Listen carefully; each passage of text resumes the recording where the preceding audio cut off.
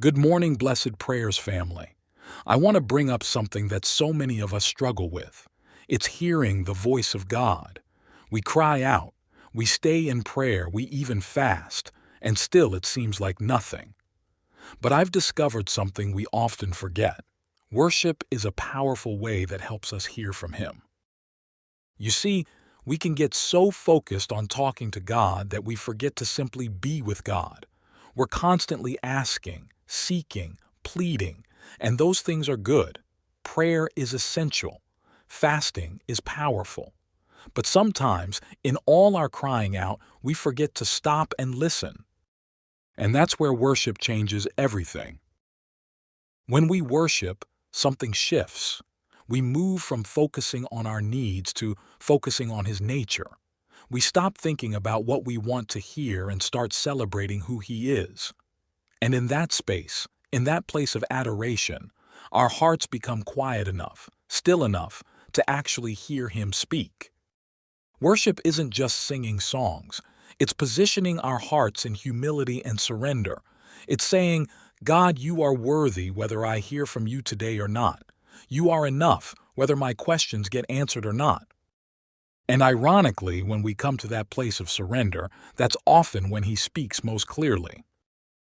Think about Elijah in 1 Kings 19. He was desperate to hear from God. And God wasn't in the earthquake. He wasn't in the wind. He wasn't in the fire. He was in the still, small voice, the gentle whisper. That's what worship does. It quiets the earthquake of our anxious thoughts. It calms the wind of our busy lives. It puts out the fire of our striving. And in that stillness, we can finally hear Him. So here's what I want to encourage you to do today. Don't forget to worship. Carve out an hour or two. I know that sounds like a lot, but God is worth it. Turn off your phone. Close the door. Put on some worship music or sit in silence. And just worship Him. Don't come with an agenda. Don't come with a list of questions you need answered. Just come to be with Him. Celebrate who He is. Thank Him for His goodness. Declare His faithfulness. Then, after you've worshiped, just sit in His presence. Wait, listen, be still.